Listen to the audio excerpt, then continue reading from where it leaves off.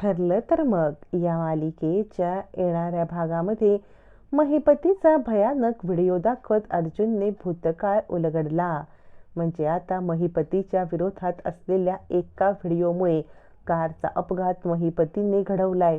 त्याचप्रमाणे इकडे आता आपल्या प्रतिमाला जाळण्याचा प्रयत्न केलाय. हे सगळं सत्य रविराजांच्या समोर आरशासारखं लख्ख होणार आहे. महिपतीने 21 वर्षापूर्वी केलेल्या कारस्थानाचा एक मोठा पुरावा अर्जुन सादर करताच रविराज हादरणार असतात. अर्जुनकडे असलेला एक व्हिडिओ या सगळ्यामध्ये खूप मोठा कारनामा करणार असतो आणि महिपती शिकरे याचा अंत स्वतः रविराज आपल्या हाताने करणार असतात. मीडिया पत्रकारांच्या समोर अर्जुनने केलेला हा गौप्यस्फोट, मीडिया पत्रकारांना बोलवून अर्जुनने दाखवलेला हा व्हिडिओ, या सगळ्यामुळे कोणतीही लपवाछपवी किंवा कोणताही पुन्हा एकदा गेम खेळण्यासाठी महिपती आणि साक्षी यांना चान्सच मिळत नाही. आणि आता एक घाव दोन तुकडे करत पत्रकारांचा आता परिषद बनवत अर्जुनने दाखवलेला पुरावा रविराजांचे डोळे उघडतो. आपल्या फॅमिलीला या संकटामध्ये टाकणारा दुसरा तिसरा कुणी नसून महिपती आहे आणि त्याचीच आपण मदत करत होतो. या सत्याचा उलगडा होताच रविराजांना स्वतःचीच लाज वाटते. इकडे आता सायली अर्जुनला सांगत असते, अर्जुन सर, तुम्हाला आता असं करून चालणार नाही. कारण खरं सांगू तर मी काही दिवसच तुमच्या घरात आहे, त्यानंतर मी त्या घरात राहणार नाही. तुम्हाला एकट्यांना राहण्याची सवय करून घ्यायला पाहिजे. मग अर्जुनचा चेहरा पडतो आणि अर्जुन म्हणतो, मिसेस सायली, मी तुमच्याशी कोणत्या विषयावरती बोलायला आलोय? मला माझ्या मनातलं बरंचसं काही सांगायचं आहे आणि तुम्ही असं माझ्याशी रूढ का बोलताय? सायली म्हणते, सर, मी रूढ नाही बोलत आहे. या सगळ्यामध्ये तुम्हाला फक्त मी सत्य परिस्थितीची जाणीव करून देते. अर्जुन म्हणतो, मला सत्य परिस्थिती जाणूनच घ्यायची नाही आहे. यावरती सायली म्हणते, सर, असं तुम्ही अतताईपणा करू नका. अर्जुन म्हणतो, मिसेस सायली, तुम्हाला सांगितलं ना, हा विषय पुन्हा काढू नका. आणि तितक्यात तिथे कल्पनाची एंट्री होते. धाडकन एंट्री घेत कल्पना आता खूप मोठा गौप्यस्फोट करते. कल्पना म्हणते, सायली, तू का असं म्हटलीस? तू का म्हटलीस की आता मी पुन्हा कुसुमताईकडे येणार आहे? आणि अर्जुन सर, तुम्ही मला माझ्या वाचून राहण्याचा प्रयत्न करायला शिका, असं का बोललीस मला कळत नाहीये. अर्जुन, सायली, कुसुम तिघांना जबरदस्त धक्का बसतो. म्हणजे ही सिच्युएशन कधीतरी येणार याची सगळ्यांना जरी कल्पना असली तरी सुद्धा आत्ता ही कल्पना समोर येईल ह्याची कल्पना नसते. मग आता अर्जुन बाजू सावरण्यासाठी सांगायला लागतो, अगं त्याचं काय आहे ना, कारण ना आता पुन्हा एकदा कुसुमताईंच्या हाताला लागले ना, त्यामुळे त्या काम नाही करू शकणार. आणि त्यांच्यासोबत ज्या कविताताई राहत होत्या त्यासुद्धा अचानक गेल्यात.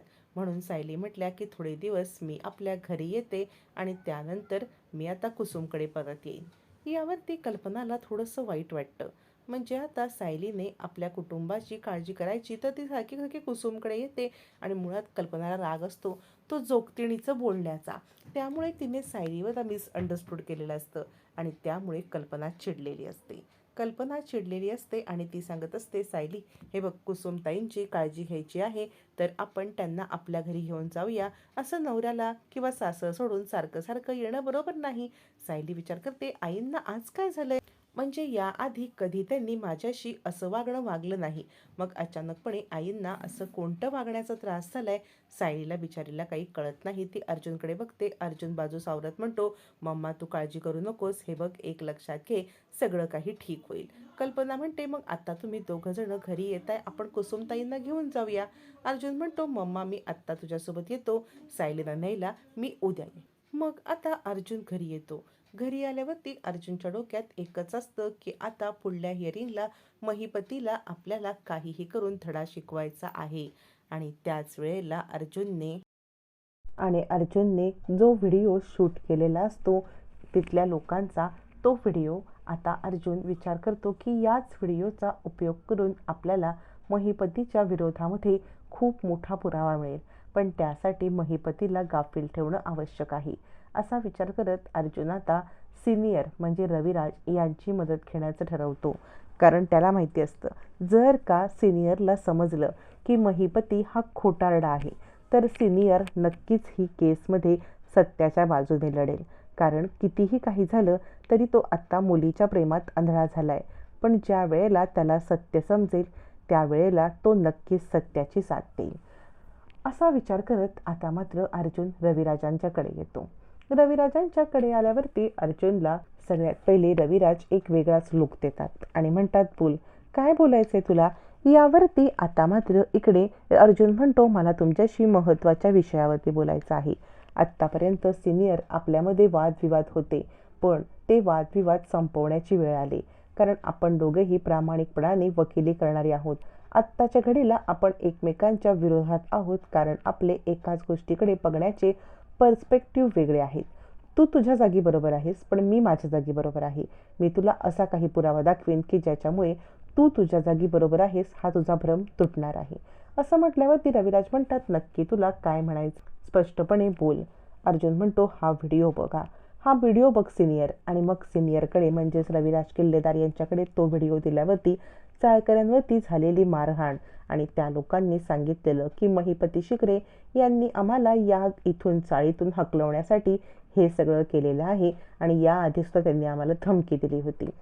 त्यावेळेला आता मात्र रविराज म्हणतात, हे कोणत्या चाळीतलं आहे? यावरती जनता चाळीमध्ये जाऊन तू स्वतः चौकशी कर. असं म्हणत अर्जुन आता रविराजांना खूप मोठी माहिती देतो आणि याच जनता चाळीमध्ये रविराजांना 21 वर्षापूर्वीचा भूतकाळ उलगडणार असतो. आता मात्र रविराज जनता चाळीमध्ये चौकशीसाठी गेले असता त्यांच्यासमोर आलेलं सत्य हे खूप भयानक असतं. जनता चाळीमध्ये ॲक्च्युली ते आत्ताची रिसेंट घटना कव्हरअप करण्यासाठी किंवा रिसेंट घटनेबद्दलची माहिती मिळवण्यासाठी गेलेले असतात. पण त्यांच्यासमोर येणार असते ती भूतकाळातली खूप मोठी माहिती.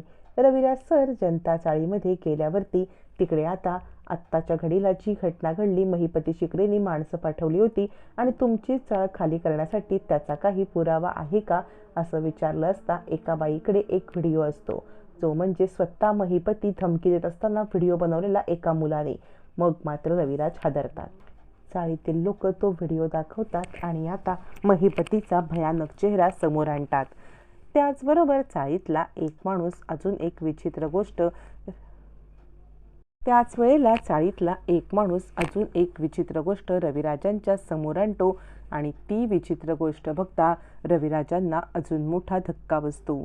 ते म्हणजे महिपती शिकरे यांनी आत्ताच नाही तर याच्या आधीसुद्धा खूप वेळा सुपारी घेतलेली आहे आणि महिपती शिकरे यांनी 21 वर्षापूर्वी एक कार जाळण्याची सुपारी घेतली होती. आता 21 वर्षापूर्वीची घडलेली घटना रविराजांच्या डोळ्यासमोर जशीच्या तशी उलगडते आणि रविराज हादरतात. 21 वर्षापूर्वी दुसरं तिसरं कुणी नसून आपल्यालाच या महिपती शिकरे यांनी टार्गेट केलं होतं हे रविराजांच्या लक्षात येतं आणि रविराज हादरतात.